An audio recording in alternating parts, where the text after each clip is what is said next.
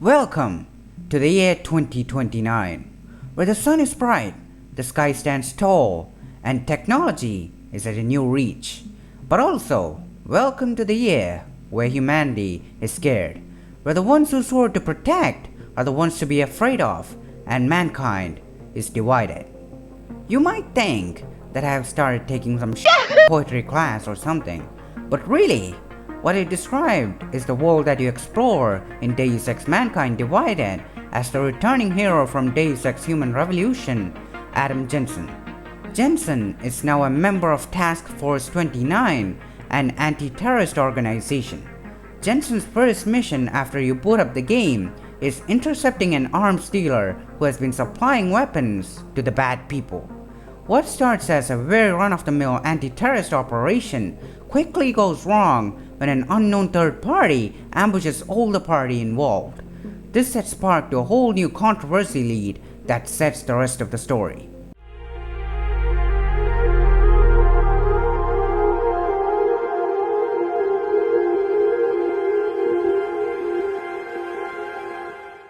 The game upon release was criticized for its lackluster story and its abrupt ending. While I would personally not label it as such, I have to somewhat agree with those claims. The game for me had a total runtime of about 18 hours, and for most of the time, the game really takes its time to hook you into the story. While there are a total of 17 main missions plus some additional side missions, the story only really kicks in at mission 11, where you track down a bomb maker. So what ends up happening is when you finally see the pace of the story fasten up a bit, you would have finished the final boss and be left with an expression that reads, "That's it?" This is why, unlike Deus Ex The Fall, which had a very short gameplay length, this game ends up ending abruptly even though it has about 20 hours worth of content.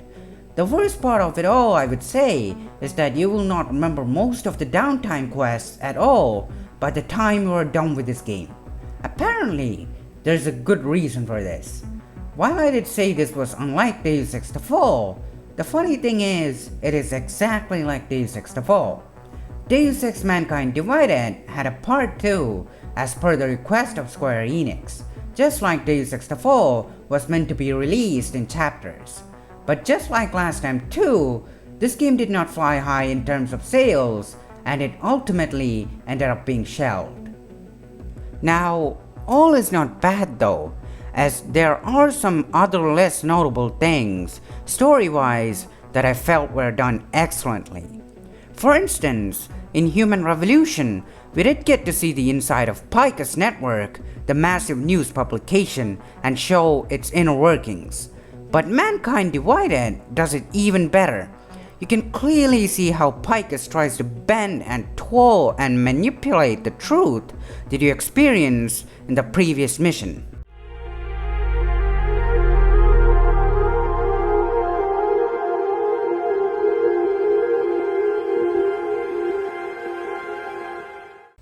The gameplay here though is a completely different story compared to Deus Ex Human Revolution. There are many quality of life improvements and gameplay realizations. For example, now there is a whole thing where you can customize your weapons, or a crafting system, or an augmentation system that requires you to balance what skills you have equipped, or the hacking system being more tighter, etc. All these makes the game feeling fresh and brand new. But just as any good thing, there is always a bad side. This time though, it came in the form of being inconsiderate with what you have. In this game, I never felt like I was really in a tight hole with my inventory space, unlike Human Revolution. So what ended up happening was I was not incentivized to find creative ways to deal with my obstacles that I had to face. This was mainly because of the augmentation system being more generous than it needed to be. I literally had level 3 inventory by mission 7, compared to Human Revolution, where you only got that by the middle end section of the story.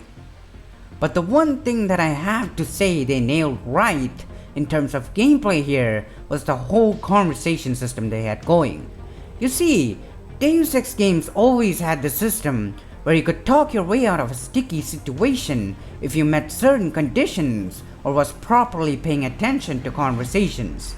Deus Ex Human Revolution was the game that revolutionized this system by making you pay attention to the story / the conversation to enable you to avoid certain situations or get benefits. But the problem with that was, no one really knew how it worked. It was mostly a gamble back then.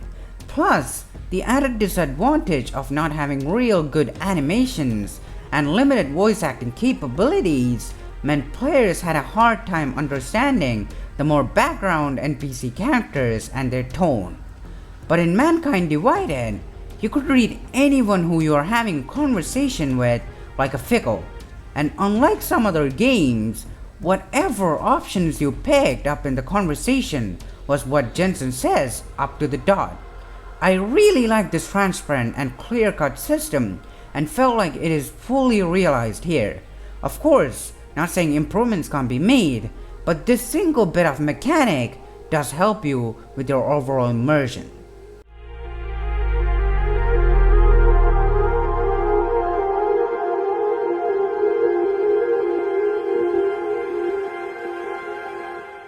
One of the key elements of a good Deus Ex game are the hubs, and the hub here is very well designed and detailed. Even if the game was mixed upon release, everyone agreed that this game's hub design was on another level. The graphics combined with the European and modern futuristic design makes this hub look unique. They're not just for the eyes though, as this game does environment storytelling better than any other Deus Ex game in my opinion. Consider this instance. In the Utila complex, where there was a little space that shows how bad the segregation of augments has been. This little space was once a home for a little family, but because of the police segregation in the Utila complex, this family killed themselves. This tiny bit of setup and a note or two has a lot of story to tell, and tons more of these instances makes the hub very exciting to explore. But here too, the game has taken one giant step forward and a giant step back. This game only has one hub, that being Prague. Now, you could argue that the Utila complex is a hub, but really it's more of a main mission stage with passive NPCs in them. But even then, there is at most 2 hubs. What is even worse for me personally is that the one and only one hub that we get is Prague. Don't get me wrong, Prague is beautiful and all, but I would have rather seen a more metropolitan area like Sydney or New York with this level of specular detail and graphical fidelity. In Prague, there's not much to see really. I mean, if you're going to the future and getting to only see one single place, would you rather see where the most development has happened or a more residential area? What is even more frustrating is that the game ends right in London. So when the screen rolled into the London vistas, I was super excited and was ready to sink 12 more hours into the game. But because of Square Enix's interference, just like any time, the game shot itself in the leg.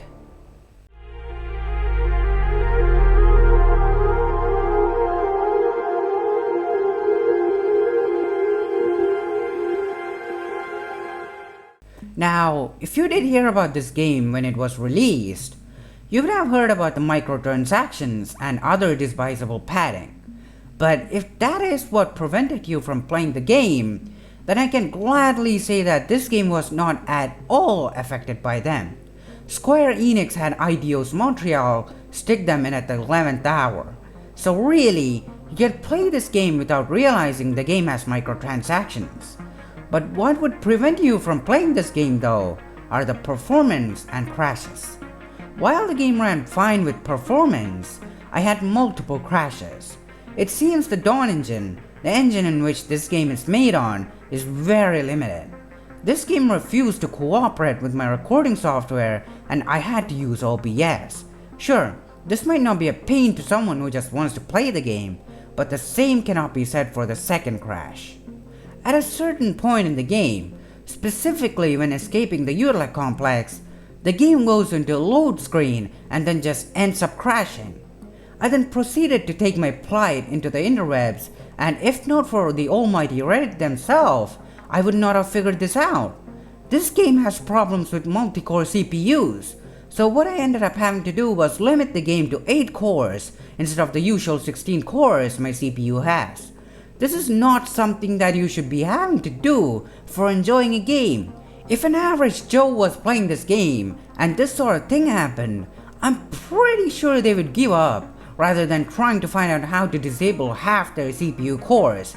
I mean, even I don't know what that means. So yeah, thank you Reddit gods, because if not for you, I would not have experienced this otherwise pleasant game.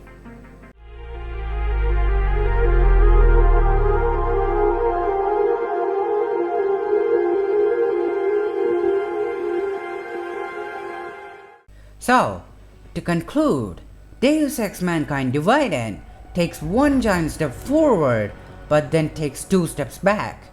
It brings the Deus Ex series to a brand new level of realization, but then forgets to bring some of the key elements of a Deus Ex game along with it. Not only did this cause the Deus Ex franchise to be shelved indefinitely, but also has led to another time period of never knowing if another one is ever going to be there. While that fact might be gloomy and sad, it also makes me wonder about what else is possible. It has given me hope that if the stars and the suns align right, we could get something that might just blow out all the games that we have now and lead us to a new age in gaming. But that is just a hope, just like this game for another legendary game in this long running series.